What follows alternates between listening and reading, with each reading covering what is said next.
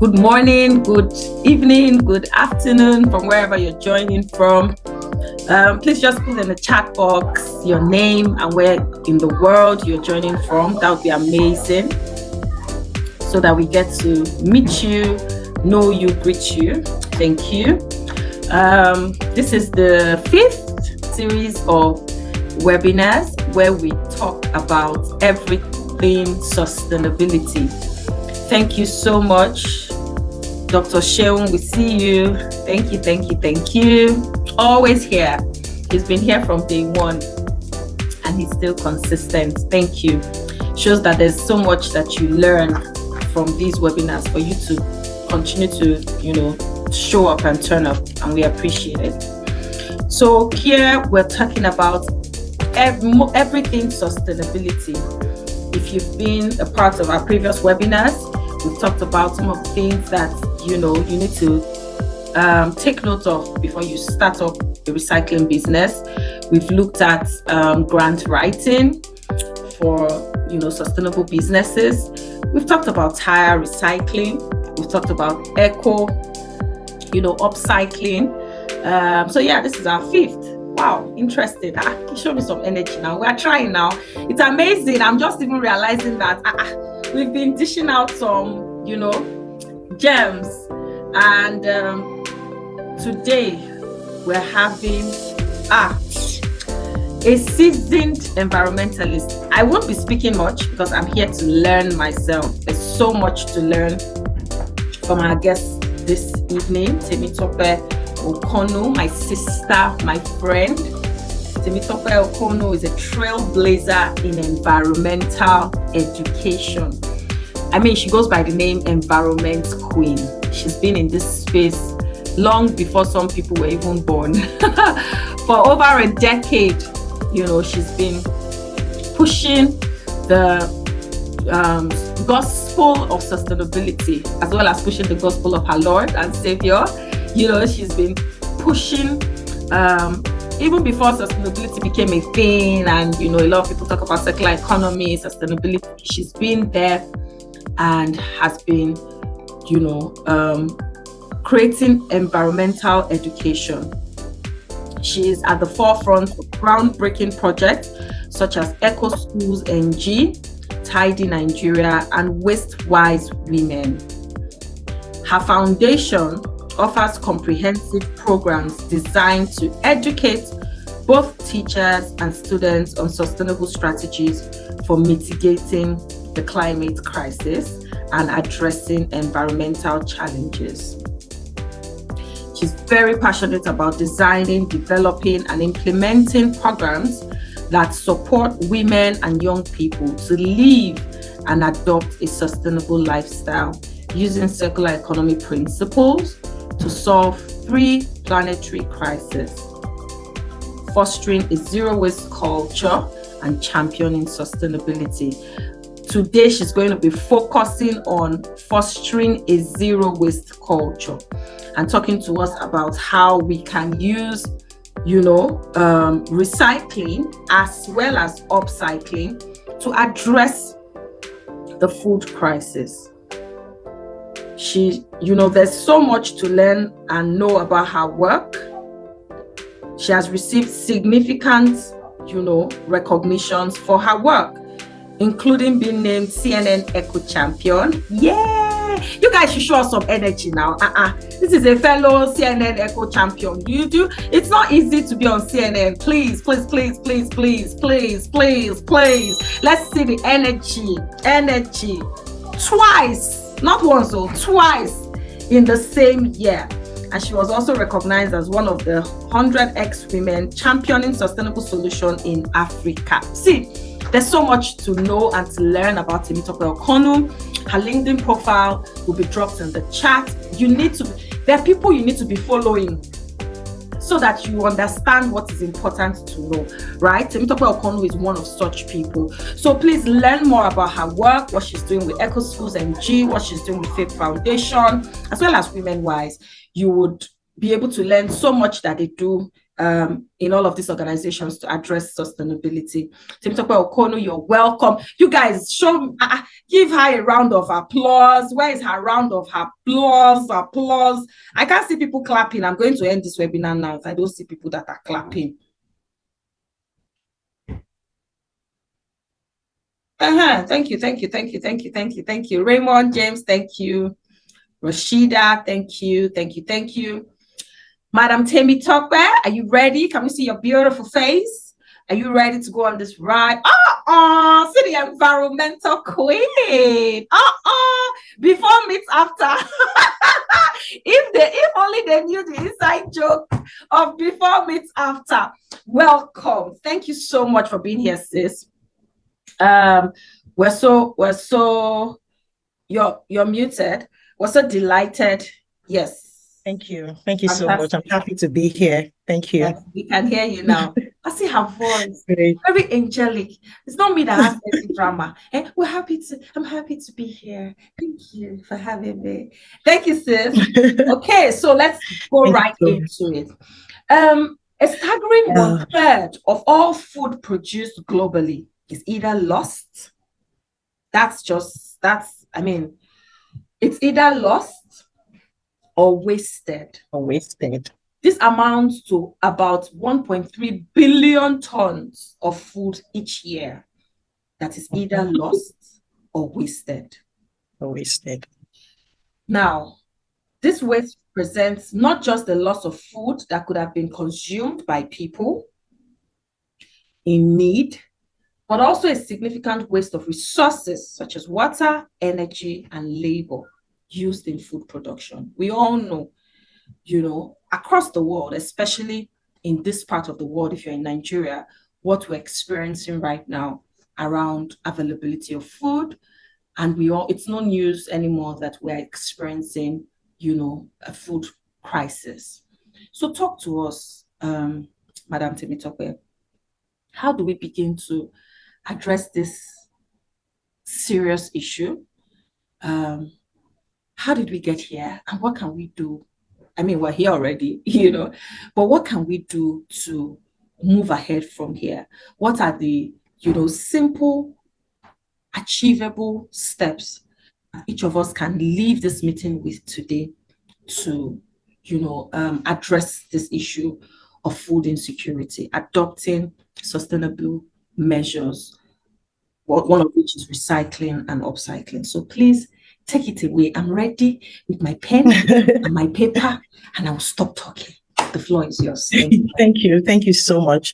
I prepared a very short slide. I don't know if I can share my slide. Can I do that? Absolutely, yes. Okay. Give me one moment. Absolutely. But anyway, while you're at that, thank you so much again for having me here today. I'm so excited to be here and to be talking about this very unique topic. Solid waste management is one of the most pressing, environmental challenge facing us here in the world. Because, as we grow, as population increases, there is a need, I would say that again, to generate waste, both in the urban areas and, of course, in the rural areas of the world.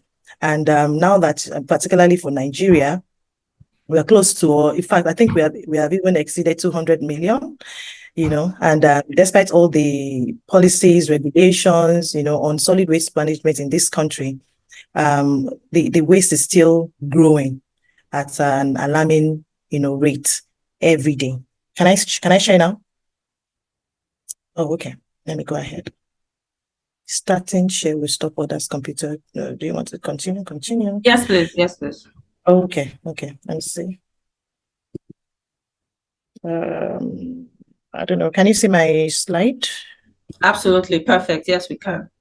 Okay. All right. So, as I was saying, you also mentioned, about the rate at which Nigerians, particularly, I'm going to focus on Nigeria, Africa, the way we generate our waste these days, and not just these days, but for so long, as long as we have people on earth, there will always be waste being generated. Over 32 million tons of solid waste is generated annually, and just about 20 to 30% of this is collected. And we also know that less than 10% is also recycled. Now, there's a principle behind the prevention of waste, to reduce the quantity of different kinds of waste that we generate on a daily basis through upcycling or recycling. Upcycling is the creative reuse of waste materials into functional products of high environmental value. Permits me to just stay on the premise, just to give you a background understanding of, where we are coming from.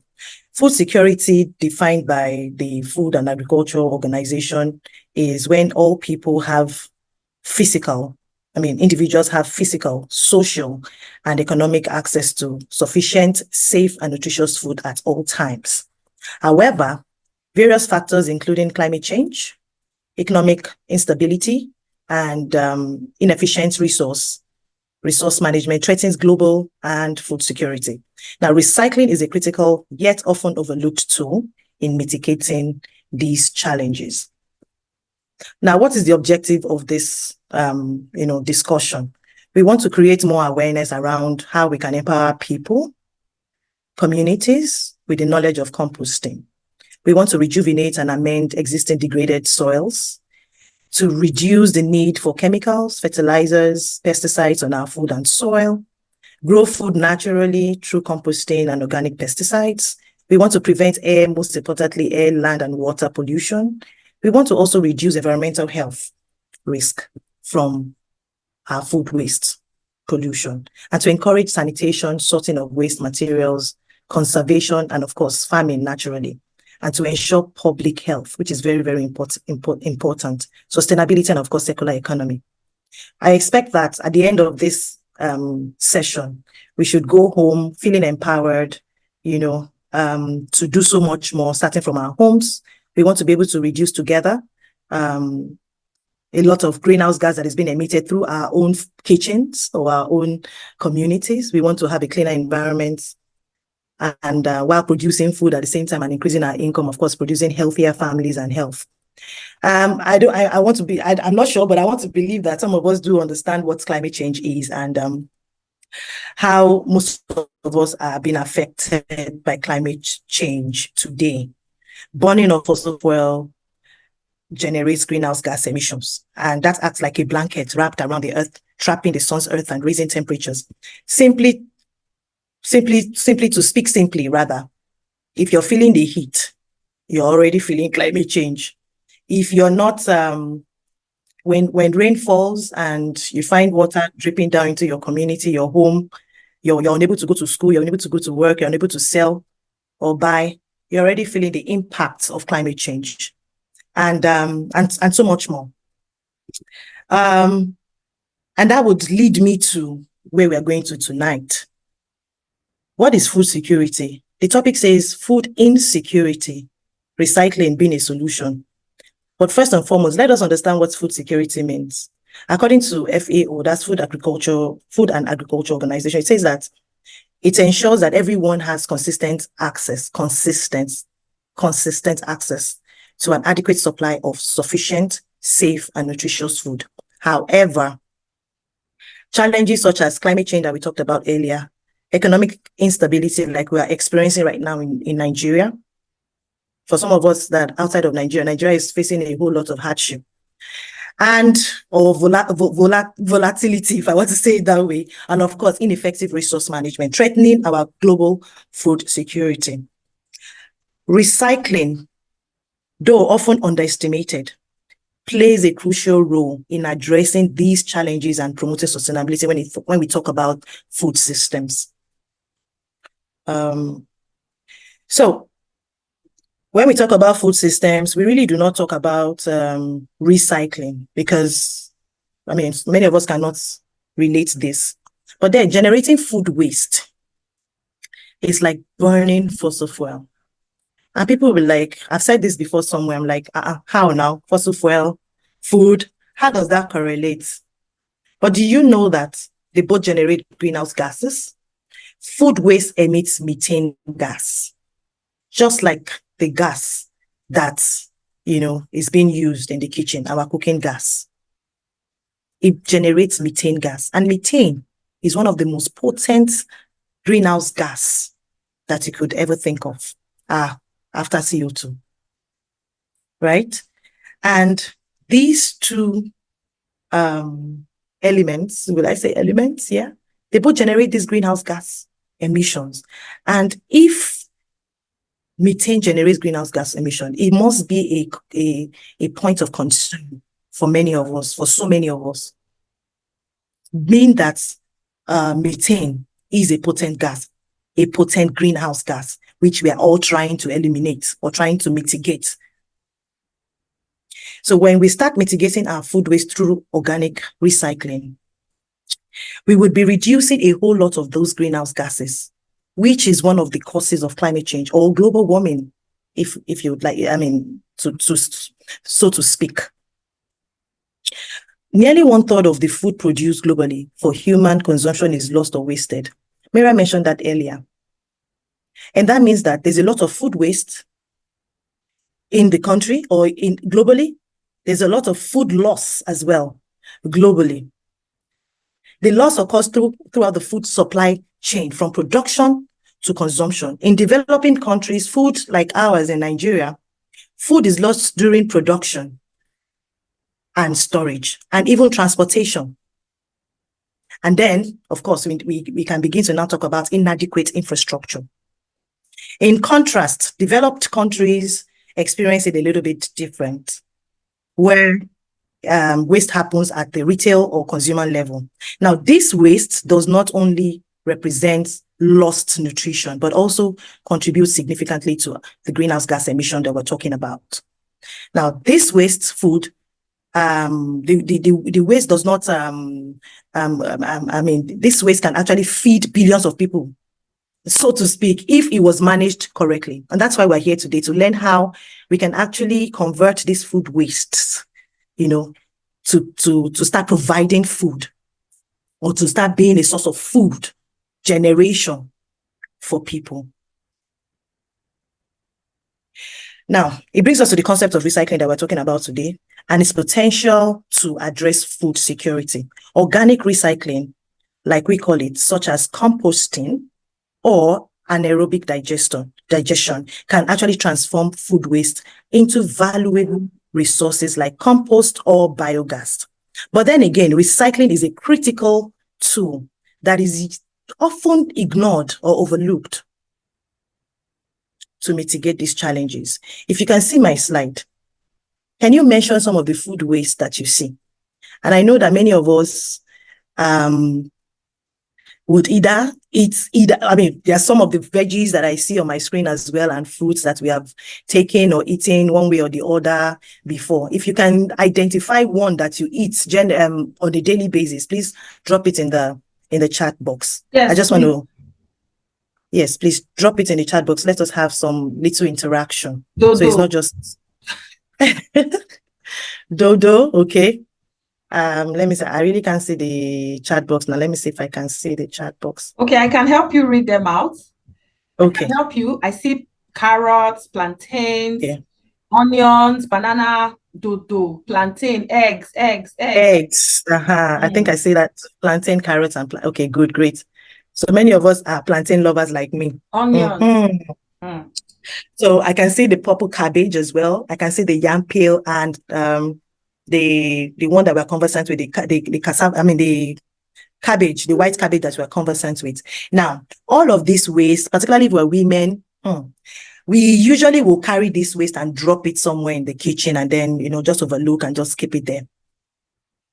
For some of us, we gather it together and throw it in the bigger bin outside. Then after 1 week, Loma will come and carry it. And then you now start smelling one thing is, this smell is oozing. That smell is a potential methane gas that you're smelling. And then when everything ends up at the dump site, which we don't want to ever happen again, maybe after this class, it becomes a whole lot of gas whereby people can go harvest gas. In developed countries, the technology has grown from just being a regular dump site to a landfill where gas can be captured, to be used as electricity, as cooking gas from the landfill or from the dump site. Let's move on. Another way that we can utilize our food waste is through circular economy or resource optimization. Recycling is integral to the circular economy model, which focuses on keeping resources in use for as long as possible, extracting maximum value, and then recovering and regenerating materials at the end of their service life. What are we trying to say here? I remember in 2021, I was part of the team that, resuscitated the biogas, plants that we have at the K2 market. We spent a lot of money and we spent a lot of energy trying to revive that biogas digester from the way it was before, because it was kind of established in 2011. And then afterwards, there was nothing done about it. So I and my team worked together to ensure that we brought it back to life. It was a whole lot of work. But what was my aim? My aim was that I went to the K2 market. I mean, I've been going there for several years, right? And this day, I went with a particular staff of ours, and because I wanted to get a whole lot of fruits, in bulk.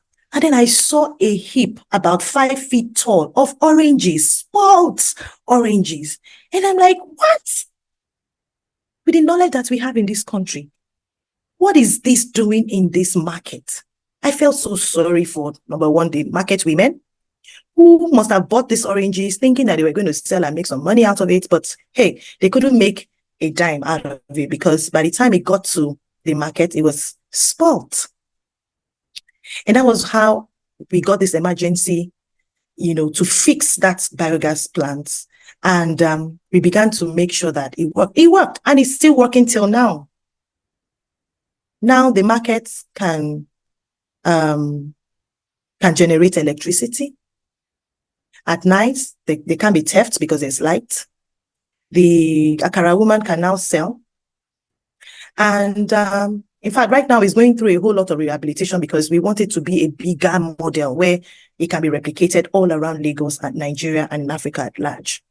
This is what your fruit waste, fruit, garden, farm waste, any organic natural waste can actually do.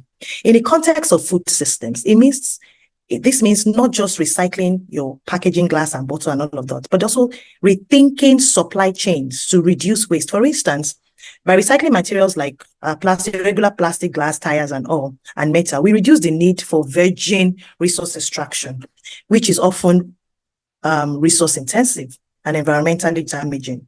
Now, the energy saved through recycling can be channeled back into agricultural production and food distribution systems, improving efficiency and reducing cost. The interesting part of this class is composting. Composting is the controlled, I like to define it this way, it's a controlled decomposition of organic natural materials into soil amendment. It is a suitable form of sustainable waste disposal that helps to reduce your organic and food waste, natural waste, garden waste, fruit waste, and then contributes to reduction of the greenhouse gas emission in the community or around us in our homes. I compost, for example. I'm going to show you a video of my compost tumbler, the first one I ever made, and then I improved on it. After improving on it, people loved it and began to buy it from me. Composting can also be defined as a process of recycling food scraps, our kitchen scrap, kitchen waste, or decomposing various natural biodegradable solid waste materials naturally under oxygen rich. I say it again, oxygen rich, because if you do it anaerobically, it may smell and might give you something else, but then the conditions has to be right to produce a soil conditioner called compost. Although all waste eventually decompose, like you all know, some of us who live in the village, we know that when we just throw it outside into the farm, in a week or two, everything decomposes and, we're working on that part again. Only certain waste items are considered compostable in an urban area and should be added to the compost container. I call it container because in an urban area, you would love to have a containerized compost. Instead of digging a pit like in the farm or in the village or in rural areas, we would want to stick with the compost tumblers or the compost containers. Food waste such as bananas, yams, like you're seeing right there on the call, like the eggs, your celery, your vegetables, your apple cores, and all of that. Potato peels, onion peels, and all are great materials for your compost. And we're still talking about food waste here. We're talking about the food waste. We're talking about a different kind of waste. So from the webinar hosted by the Green Hill Recycling Miriam Lawani, it's all been recycling plastic, tires, fashion waste, and all of that. But today we're dealing specifically with food waste, which is the most potent greenhouse, which is the aspect that releases the most potent greenhouse gas. Composting duration quality is a function of how much attention is paid to these particular materials, the smell, the sight, the touch. So if you're that type of person on this call that is like, ouch, oh, yeah, man, no, you're not going to be able to handle compost, because we want you to be able to touch it, to feel it, to test it, not taste, but to test, right? Your compost, so that you're able to standardize it and be able to use it on your plants, and also be able to sell, make money, and do some business. It can be done in a pit, like I mentioned before, in a pile or in a container. I like the container side because it's urban, but if you have a bigger land space, of course, the pit is yours truly, is the best way to go about it. See more, there are more compost materials here. Potato peels, eggs, carrots, and a lot of leafy stuff. If you have just understood what composting is, the process. Now, what is compost? Compost is the organic product that has been decomposed from the process called composting. It's simply a decayed substance, a decomposed material, organic material that is produced when bacteria in the soil break down food, veggies, fruits, any kind of biodegradable trash naturally. But remember our the word I used at the beginning, a controlled environment, because it has to be controlled. If it's not controlled, then you really don't know what's happening in your compost pile, or what's going on in the pit, or in the tumbler, or in the container. It has to be a controlled process. Now, let me take that again. The process recycles various organic materials, otherwise regarded as food waste products, and produces a soil conditioner. Compost is rich in nutrients. Compost can either be called soil conditioner or your organic rich black gold. Please let know that. Organic rich black gold. That's what I call it. Organic. And people are like, what's organic rich black gold? It's just your compost. Because when you add your compost that you have made yourself, tested and tried, added to any soil, it would amend that soil. So we have the Eco Schools program garden setup going on right now at the foundation. And many of the soils that we have interacted with in different schools has nothing to write home about. The soils are either too sandy, muddy, depleted, degraded. And yes, I took a course about a few months ago, and one of the great one of the very important points that I took out of that course was we have just 60 years remaining for good soil to exist in the world. Now, I don't know how that came about, but that was the research that was done. 60 years of soil remaining, 60 years of good soil remaining. What does that mean? It means that the soil that we have to produce our food to eat is just 60 years remaining for everything to finish, if you would have me say it that way. That's scary. Very scary. Very scary. And that is why it is important that we need to start amending our soils.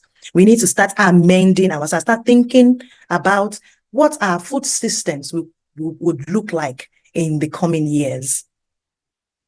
Yes, people are now diversifying to growing, hydroponically, aeronautically, and all of that. But then again, would we now leave our soil to start growing in the air or growing with water?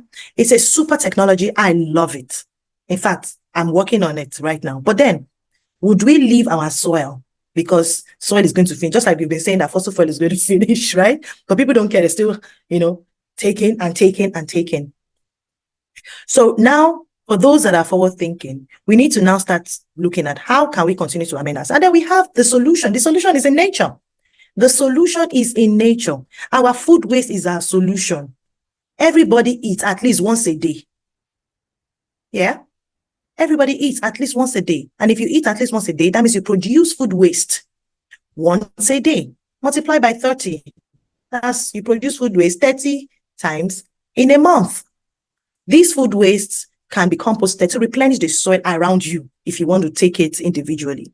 And then as a community, we can build a compost site and begin to replenish our soil so that we can begin to have community gardens. People need to start growing their food very close to them. You don't want what happened like a few months ago to happen again, or what happened in 2020 during COVID to continue to happen because of the fact that many of us are not growing our food.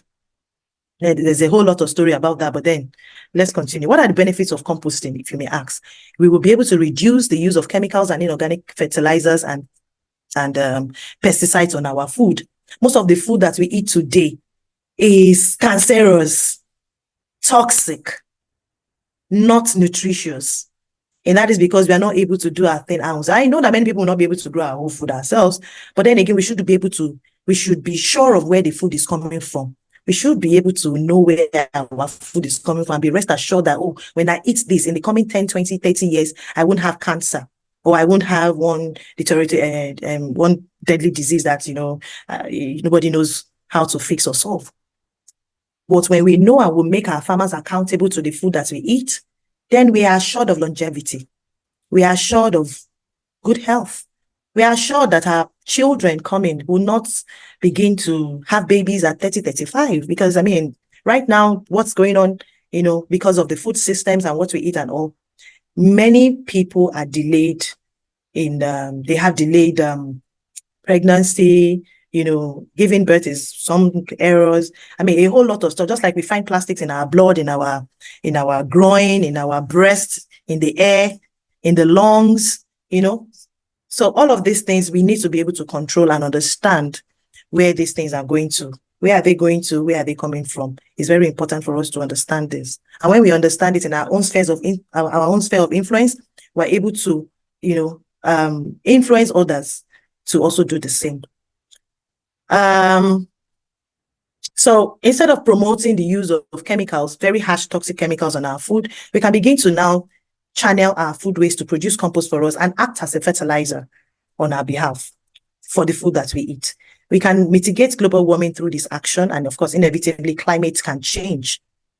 It can improve our soil, aeration, and drainage. It means, to rapidly exchange the rapid exchange of oxygen and carbon dioxide between the soil pore space and, of course, the atmosphere, so that it can prevent deficiency of oxygen and toxicity of carbon dioxide in the soil air. Now, it can also help with water retention. So that was one of the problems we faced in some of the schools that we visited. The soil was so strong. I've never seen soil so strong, because I had a sample that they brought to me. So strong and so hard. And the video that, I watched, and because I didn't go there, but then I got a report. But over time, I've been to different garden setups, and I've had different, sphere of my own experience. So instead of it getting better, it's getting worse. So worse. And we need to do something about it. So the schools are somehow sad that, oh my God, because of our soil, we're unable to grow a garden, we're able to cultivate our own crops. But then again, the solution is what we have always resorted to is to amend that soil, or we buy soil. And we have to buy soil. For those of us who live in Lekki or Ikoyi or all this on the island and all of that, you can't grow your food because your soil is bad. So what do? You have to import soil into the environment. And this is not supposed to be. So these are some of the benefits for composting. Now, the key factors to consider when you're composting, your carbon nitrogen ratio. Now, we're trying to get into the nitty-gritty. Your carbon nitrogen ratio, your temperature, moisture level, aeration, pH value, particle size, degree of turning. All of these are factors to be considered when you are composting. So I identified a mini forest around where I stay with one of my mentee, and we went to collect leaves to add to our compost pile. This is what we were doing at that place. So before, I mean, this was in 2021. And by 2024, the whole community have started gardening. Why? Because two of us dared to do something different. And right now, people have started composting. Wow. This is your compost process. You can see yams. I mean, as the compost process continues, you begin to see different faces of God's goodness, of God's power, because you can't imagine how the food, that you have just eaten, being decomposed in a degree of processes. This was just one process that I had to take a picture of, before the final process. And let me just read this. Once these waste items are placed in the pile, the composting process can start. The organic materials are broken down naturally by earthworms. These are another amazing God's creation that can be introduced into the compost pile. These things, I call them soldiers, armies. They do so much wonders. To the extent that your earthworms in your soil, in any garden, their poop alone is a miracle. And it's something that can be added to your garden to, give life back to your soil. The organic materials are broken down naturally by earthworms, bacteria, and other organisms that live in the soil. Although the composting process can occur without any further human involvement, most composting involves the addition of water and oxygen. And then, of course, turning, if you're doing it in a container, which occurs by turning the compost. Now, to speed up the overall process, after several months, when all the organic material is broken down, the final product is created and is often referred to as humus. So if we remember when we were very young, there's this in biology, or is it integrated science? There's the humus soil, sandy soil, and all of that. Humus soil usually is dark, crumbly, black, and your compost is very close to the humus soil. It's just that compost is softer. It feels like chocolate cake. So you might actually mistake it if you're not careful. But of course, chocolate cake really, it smells nicer and all of that. But that's how the compost is when it cures at the beginning, and then when you, after the process, and then when it goes through a process of curing, that means making sure that it's dry and all, and then it almost looks like soil again. So your compost is one of nature's best mulches and soil amendments. Most gardeners know the value of this rich, dark, organic, earthy material in improving the soil and creating a healthy environment. Now, understanding how to make and use your compost is very, very important. And also it is in public interest as the problem of waste disposal continues to grow. When everybody begins to remove their food waste from the chunk of waste that we produce, just like we have started removing our plastic, we have started removing our styrofoam. If I know more styrofoam, right, has been banned, so let me not talk about it. The moment we start talking about removing our tires, I mean, that one doesn't even fit into the bin, right? Our PET bottle is no more there. Our can is no more there. Our carton is no more there. Now, come now. What is remaining? Remove food waste. What is Loma coming to bring? What are they coming to collect? Nothing more. Wait, sis, wait, it's too much. Are you people digesting what I am digesting? My writing pad is full. I'm trying to understand all of this. I see a raised hand. Don't worry. Calm down. You're going to ask questions. I'm already seeing people networking, fellow Ugandans, meeting their Ugandan friends and everything. I see fantastic comments in the chat box. People excited that they're here and what they're learning. Go and drop it. Yes, you are digesting. Fantastic. I see that someone just joined in. One of my friends. You have missed a lot. I'm not going to call your name, but hopefully you go back and watch this on YouTube. Please, all of these gems that I've been dropping, can you go on the LinkedIn, post and go and drop there what you are learning? Julius, thank you. We see the love. We see the clap. Go on the LinkedIn chat. The link to the post will be dropped there so that people who did not join this call, it's there already. If LinkedIn is your friend or Instagram is your friend, whichever one is your friend, go there and drop comments.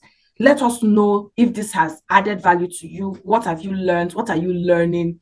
Please go there and drop your comments as we go on. Thank you. Over to you. We can hear you. Please. Go on, sis. Okay. All right. Thank you. Thank you so much. So I was trying to mention that, so I mean, what is left in your bin? I'm mentioning Loma here because I am in Lagos, Nigeria, and because I see that we have so many other African countries join us here, and I mean, and outside of Nigeria as well, outside of the continent. So Loma is the agency that is involved in helping to cut away our waste managers in Lagos State in Nigeria. So what I was trying to say was that there'll be nothing for them to cut away anymore when you don't have waste in your bin. Maybe the only waste that we are still struggling to find solution to in this part of the world would be Pampers, sanitary towels, and so many other, I don't know of any again, because I mean, these are the ways that I generate the food waste, the plastic waste. Food waste is solved because I compost everything. The plastic, of course, I recycle with Tidy Nigeria, Green Hill Recycling, the cans, as well as the aluminium, the cartons being turned into ceilings and different things. So what is left? What is left in your dustbin? Nothing. So that is one of the, I mean, for those who don't know about the food waste recycling, it would have been, oh, food waste, I don't know what to do about it. You can turn it to electricity. You can turn it to gas. You can turn it to compost. In this part of the world, we need electricity more than anything. So if my food waste can actually convert to electricity for my use, if you live in Nigeria, you understand what band A, band B is. Band A, you still don't have lights. Or the bandless band. Or the bandless band. Where some people belong to, they don't have any band. Oh, no band, no light, nothing. So if my food waste, if maybe my own food waste cannot generate electricity, but can I collaborate with my community, my estate? Let us build a massive biogas digester and begin to generate light from this. And we know that there is constant light as long as there are people living in this estate. As long as there are people living in this estate, there are people generating waste. Like I said in my first 30 minutes, I said that 30 days you generate 30 different kinds of food waste. Because of course you will eat once a day. Bad. We have not seen it before. Bad, you will eat once a day. And if you don't eat once a day, you eat once in 2 days. But then again, what am I trying to say? It is possible for us to generate our own electricity, our own cooking gas, our own compost, which can replenish our food system and begin to control the kind of food that we eat. Right? So I was talking about the importance of compost, the fact that it reduces garbage volume. We talked about that. It's a rich natural fertilizer that cuts back on the use of chemical fertilizer that is injuring, our health, that is also stunting children's growth, I mean, there's so much with the health challenges from our food waste. And we have to eat.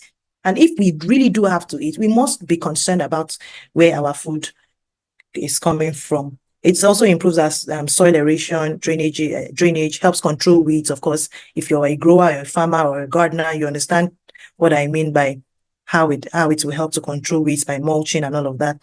And then it decreases the need for costly watering, because of course when you mulch with your compost, it will take a while for you to frequently wet or water your plants.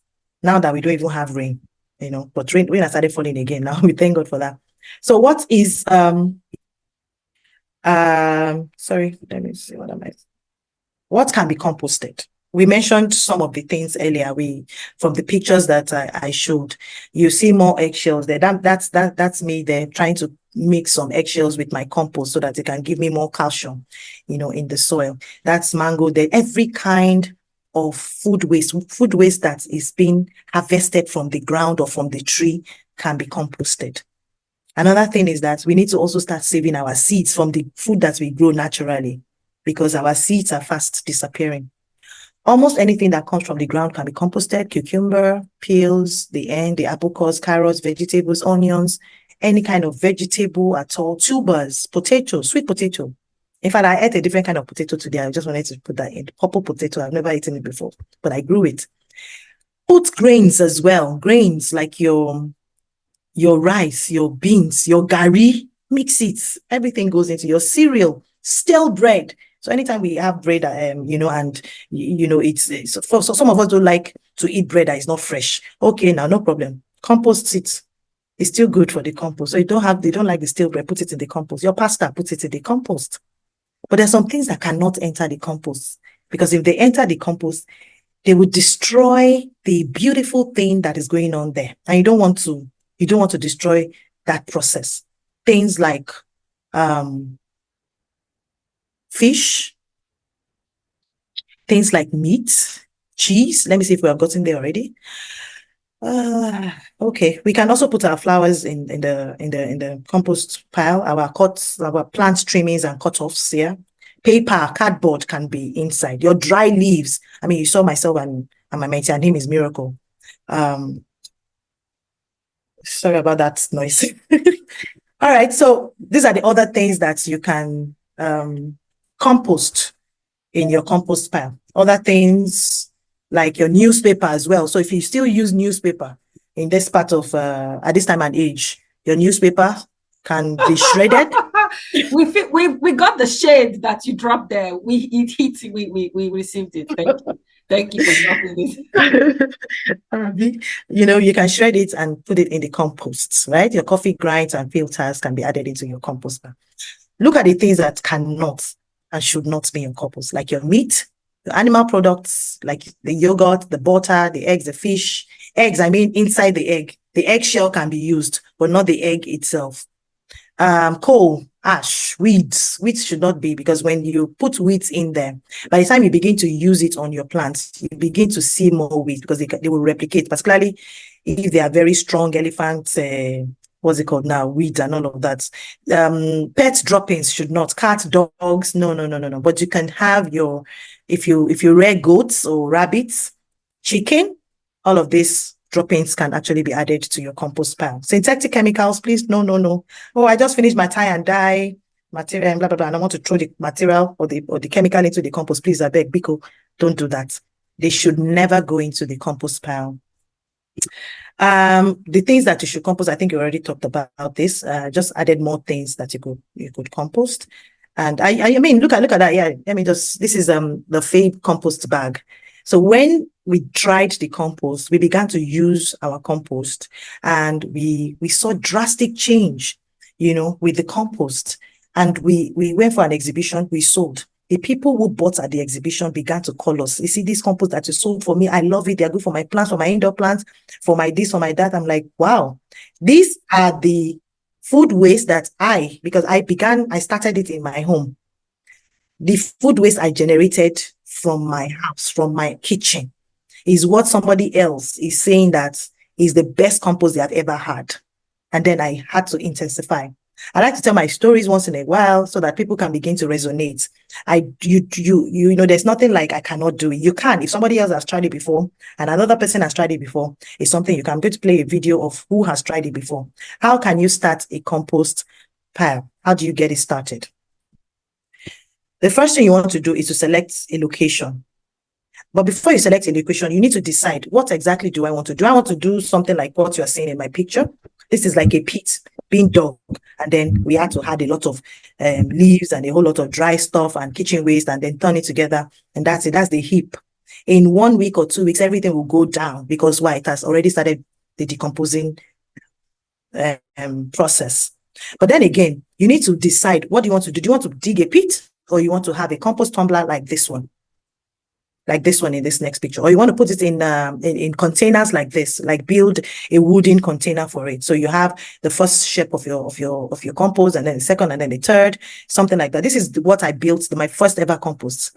This is what I built, and everything from that compost was actually, most of the things, because I used by myself, and then others were for the exhibition, and we sold everything. You need to know what first. Then when you have decided, then for let's talk about those that want to keep their compost in a bin or in a tumbler or in a container. you need to understand that you have neighbors. So you don't want to put those fish and meat and cheese that I mentioned earlier so that it does not attract rats. And when it attracts rats, that's a different ballgame. There's a lot of diseases. It comes into your kitchen. It goes into your neighbors. They're not happy and all of those things. So you don't want that. You want to make sure that you keep strictly to just the kitchen waste and begin to look at it and begin to apply all the processes. You also want to locate a spot where you have good airflow, access to water, partial shade. You don't have to put it under the sun, right? And of course, in dry seasons, you want to make sure that your compost is being fed with water, right? And of course, sun. You need to keep your pile warm. As you go on, you find out that your pile begins to get hot, and that's why you need a tester or a thermometer to be able to find out, when your compost is getting hot. When it's hot, you need to separate them. You need to turn them so that it doesn't get blown up. That's why you find out that Olushosu, one of the dump sites in Lagos State, suddenly will just blow up like that and just see fire, thinking that people have gone to set it on fire. Nobody has set Olushosu dump site on fire. It is the methane, the interaction of the gases in the dump site that has sparked and then, of course, giving up fire. The next thing you want to do is to choose a bin. You can purchase a composter, but we environmentalists, we look at what is in our home. What can we find in our home that we can turn into this? If you don't find, then you can always go and get a second-hand, container. It doesn't have to be new. So don't practice, as an environmentalist, you don't practice to buy new plastics and all of those things because they're trying to cut down on plastic use.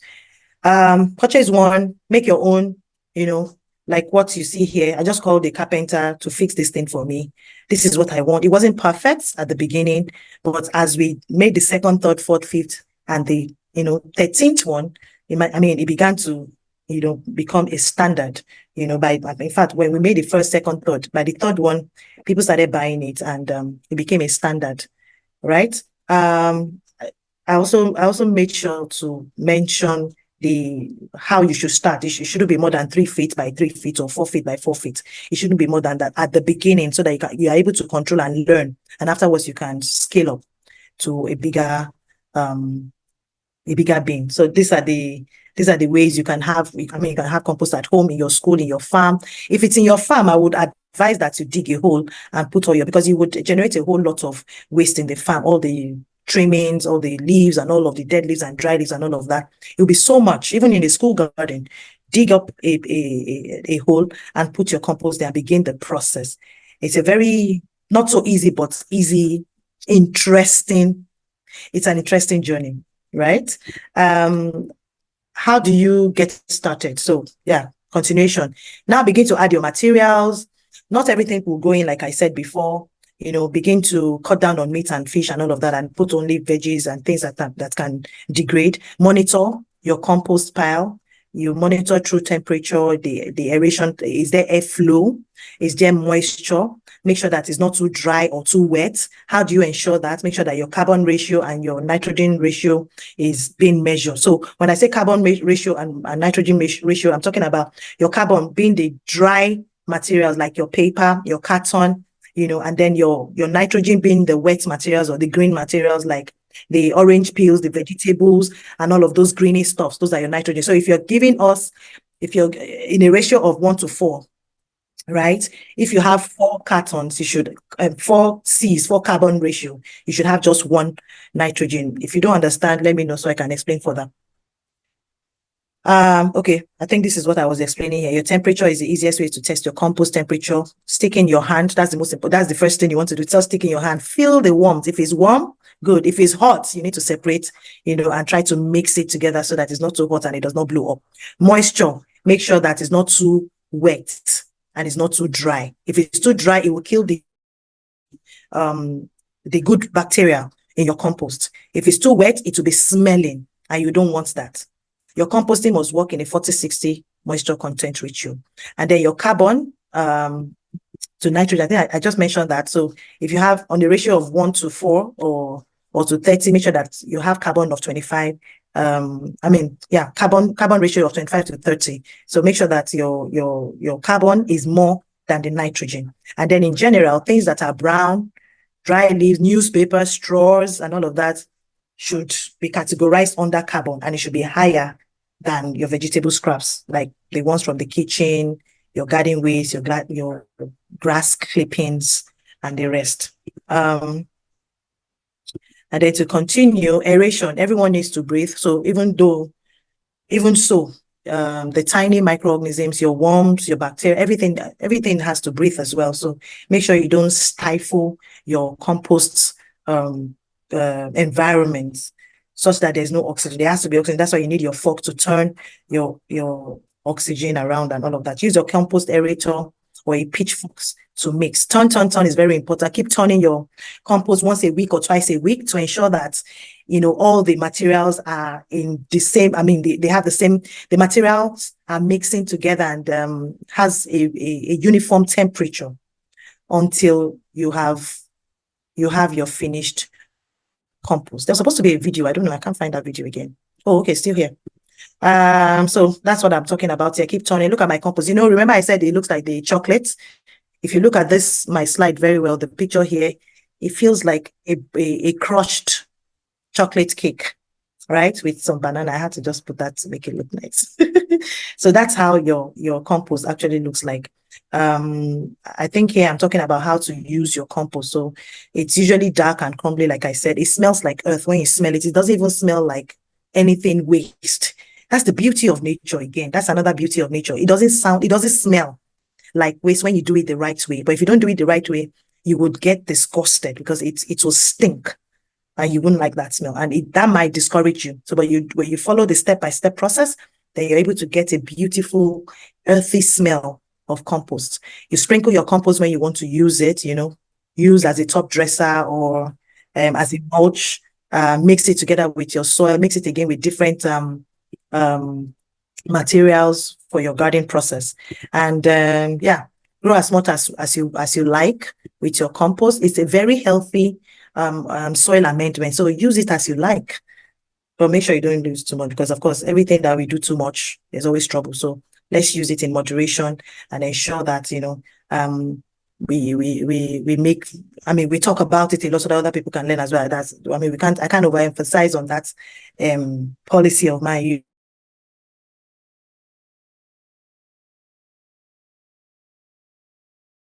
Another great thing I need to mention here today is when I started composting in my community, an estate of about 3,000 homes. So I started teaching some women who were interested, right? And my estate had a problem I didn't know until in 2021. I realized that we pay a lot of money to carry waste out of the estate. I used to think that we used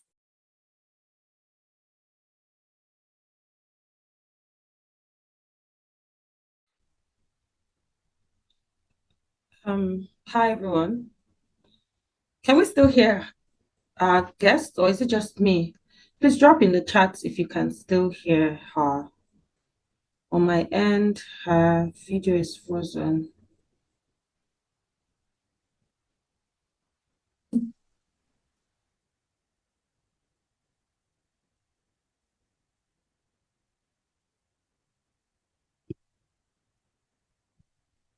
Can you hear me, please? Oh, yes, I can now. You were frozen before. Okay, so maybe it was from me. Sorry. I'm so sorry for disrupting. Oh, okay. Please go ahead. Okay. So I was talking about my estates. So I realized that we spend millions every month to cut away garden waste. Up until I recently, joined some committee, right? And that's why I always encourage women, join the committees in your society so you're able to help them with the knowledge that you have. So I realized I took it in and at the first few months, I paid for that money for that. And then I realized, come on, I can't continue to do this. Either you people agree that this is the way to go or you don't. So today my estate is composting. We're mulching and we are composting and we're using whatever we get from our compost in our gardens. Imagine 3,000 homes, even though not everybody individually in the homes are composting, but the estate itself, all the waste generated from garden waste, from the leaves and all of that, we're composting and we're mulching. So it's something that is doable. Now look at the video I wanted to show you. So this is my first ever compost. Please let me know if there is sound.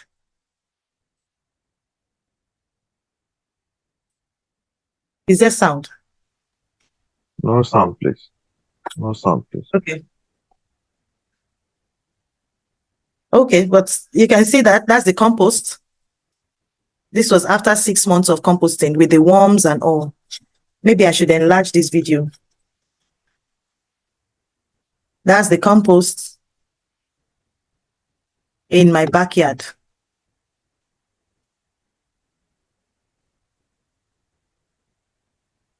That's how your compost feels like. And you can still see the eggshells that have not fully decomposed, some of the twigs and some of those ropes. All right, so that's one video. And by the time I perfected our compost, this is it. This is the former permanent secretary to the Ministry of Environment, Lagos State. Grasses, all the dry leaves and all that. They come in here, sprinkle the water and then earth and food waste from the kitchen, and then they become compost. Use it to grow our plants again and become greener and better. Food security issue, zero waste, so we don't have a smell all over. It can contain all our garden waste. So this is the future, and we need to start now. The future is in our hands, and we can be part of the solution for the problem. So there's really no problem in Lagos if everybody can do it. Compost the green waste, and then we can make money from it. Food security will be enhanced because you can grow food, and then it can be big and fresh, and then you can run away from lots of chemical and environmental pollution that comes from chemical that we use to treat our soil. So the soil will also be happier with us. The environment will be friendlier for us. Thank you very much. All right. So I hope you were able to hear that. Yes, we did. Okay, great. So moving on, how can composting impact our environment? I'm sure by now you already know how composting can impact our environment. When the food in your trash goes to the landfill or a dump site, it emits methane, a greenhouse gas that contributes to climate change. Composting is a way to minimize those methane emissions, but it does a lot more than that because compost is used as a fertilizer or soil amender or conditioner. It reduces the need for chemical options. And the chemicals poured into our soil goes to groundwater, comes back to our tables. I mean, you see how the cycle goes all round. And this can be harsh, not just to our environment, but to our health. I have a bonus before I go tonight. Some of the things that we grow from the ground and we eat at home, like the turmeric that you can see here and ginger, can also be used as pesticides. So some of us, when we peel our ginger, peel our turmeric, we throw them away. This is a clarion call. We can no longer throw these things away, just like we can no longer throw tomato away. The tomato core, the plants of tomato, the leaves and all of those things, if we start growing at home or in school or in the farm. Your garlic, you see how I've grown my garlic here, or I'm growing my garlic here and the pineapple. All of these things added with water and pepper is good as pesticides. Some people will ask me, so what can I use to, okay, we have the fertilizer, we have amended our soil, we have fertilizer, we can use compost or fertilizer. Okay, pests, what do we do with pests? So that's just the nugget I've just given to you with pests. Pesticide can also be used from your organic waste, your dongoyaro tree, or the leaf from your dongoyaro, or the oil from the seed of the dongoyaro, mixed with water and some black soap or liquid wash, can also serve as a pesticide for your plants. I wanted to drop that in before I leave tonight. And of course, these are the amazing things that you can grow with your beautiful compost that you have just made, making sure that you have taken the right processes, putting it in place, and ensuring that your compost is being processed in the right way to effectively address the food security crisis that we're facing in Nigeria and in some African countries. We need a holistic approach that includes recycling as a key component, and that recycling is composting, the ability to decompose your food through a process known as composting. By integrating recycling into our food systems, we can reduce waste drastically.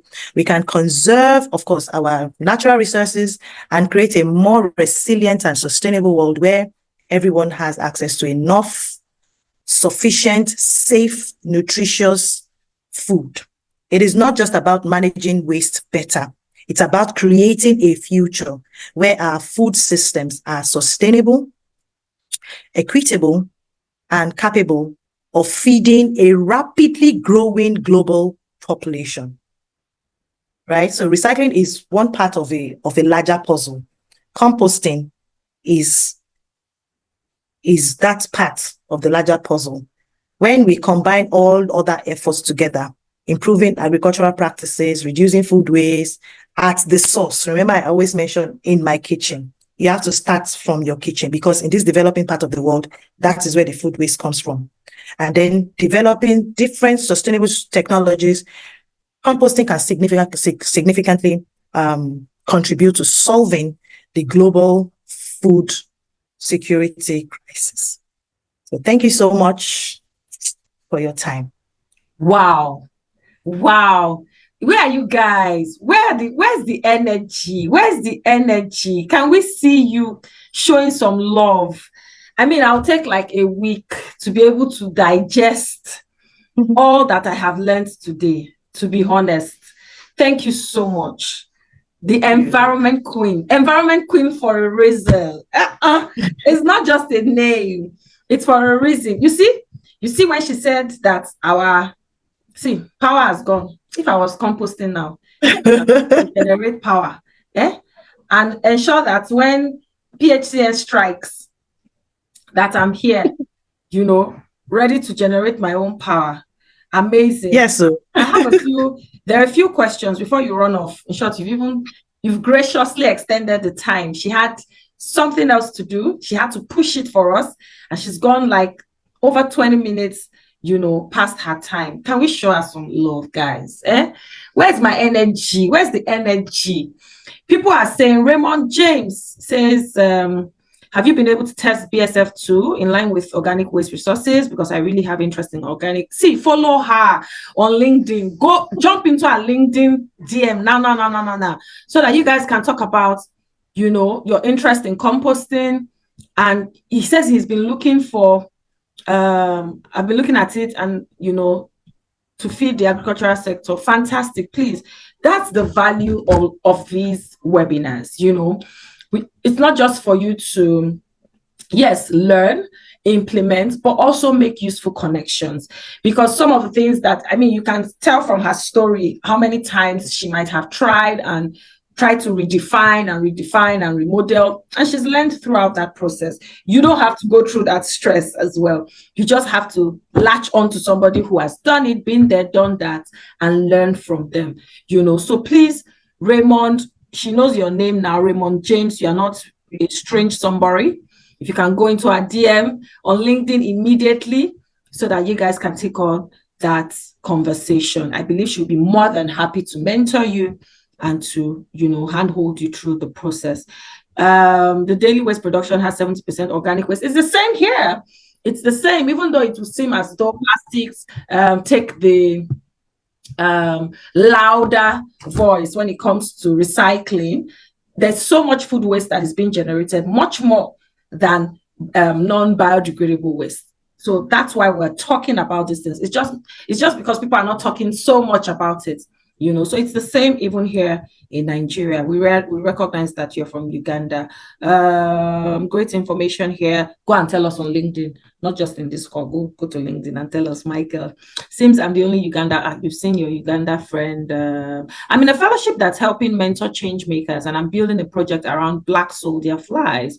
If it's not too much to ask, it would mean a lot to me if Madam Tammy, not Tammy. Her name is TEMITOPE OKUNNU. Mentored me. Yeah, you have a new mentee. Again, jump into her DM on LinkedIn, and I'm sure she'll be more than happy to do that. So all your Ugandan people are coming after you. There was a question. I'm trying to find that question now. I've responded to Mr. Michael. Okay. I've responded to Oyeyemi. There's a question. We need to start saving our seeds. Yes, many indigenous seeds are fast going into extinction. Put her name there, TEMITOPE OKUNNU. Again, go and say it on LinkedIn, so people know. So the importance of these things. It might seem like, oh, just normal information, but people don't have this information. So if there's something that you could put out there to help another person, you know, to encourage them, to motivate them, please do so. Thank you for your kind words. Ginger and pepper spray for organic. Yes. So there's a lot. I watched the video she shared a few days ago about how she came about that pesticides, and these are things that are readily available in our homes, you know, in our pantries, on our kitchen tables. And organic grown foods are very expensive in the market. Yes, so you can start growing yours so you don't have to buy from them. Just one question. I know you're running out of time, but just one question from one. I hope the person who asked this question is on the call. Somebody wanted to know how, yes, I think I like that one that they asked, in rural places, you know, how can you adopt, where's that question now? You know, it was something around, you know, places like Ekiti, Ondo, you know. So the person wanted to know on a community level, you know, how can you implement, I want to read the question exactly the way, how can food recycling be practiced? You're back. Can you guys hear? Can you imagine? Yes, we can hear you. I was busy talking to myself. Only Jesus will not fail. Technology will fail you. Only Jesus. You will. Jesus will not fail. Okay, so very quickly, I think, so I was going to ask that question. How can food recycling be practiced in rural areas like Ife, Osun State? Is there anything particular about how to practice it in rural as against urban or semi-urban areas? Okay, so I mean, there's nothing different from what I have explained earlier. So I also mentioned the fact that when you're trying to compost in an urban area, I would advise container composting.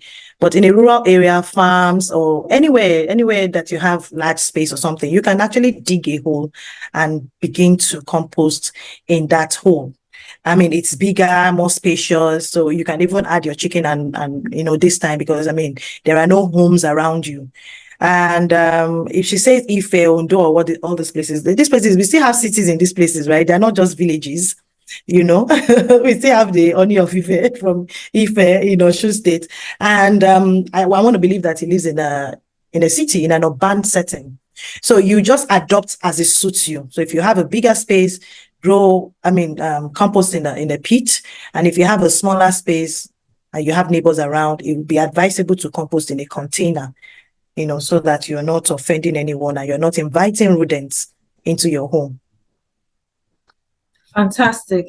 Thank you so much. I think we've done justice. There's a question. Yes. Won't rainfall affect the digging of the pits in the farmland? Rain is a very important component of your compost. And even though in the urban setting and you have a container, you still have to use the rainwater to, you know, if your compost pile is dry and you don't have the nitrogen materials, rainwater will substitute for that. And then if it's in a pit, of course, rain will fall. And because it's in a pit, it's in a hole, it's still sandy and the soil, it will go down. The rain will fall through your compost and go down, you know, into the ground, into the underground water. So it's still good. All you need to do is to make sure that it's not too wet. If it's too wet, it looks soggy and it will spoil the process of the compost or the composting process. Wow. Thank you so much. I don't see any further questions. I believe that, you know, you would share the things that you've learned. Thank you, Rashida. You would share what you've learned and let people who didn't join. So next time when they see free webinars, they will come, right? If you have any more questions, please be free to jump in on our DMs on LinkedIn. Her name is TEMITOPE OKUNNU again. If you just search for her now on LinkedIn, you will find her there, you know. And you can also reach out to me on LinkedIn as well. Thank you so much, sis. It's almost 10. I mean, she's gone far and beyond. Even I'm sure she didn't even realize that she was going to spend so much time, you know. So please, let me see the love, let me see the energy. If you're able to, please turn on your videos. Let's take a nice photo. Dr. Sheung, we know you will be the first to turn on your video. We know. So supportive, extremely supportive. He's been here from day one. And this is what our 5th, webinar. We're so grateful to God for how far He's brought us, how many people, how many lives have been impacted through this webinar.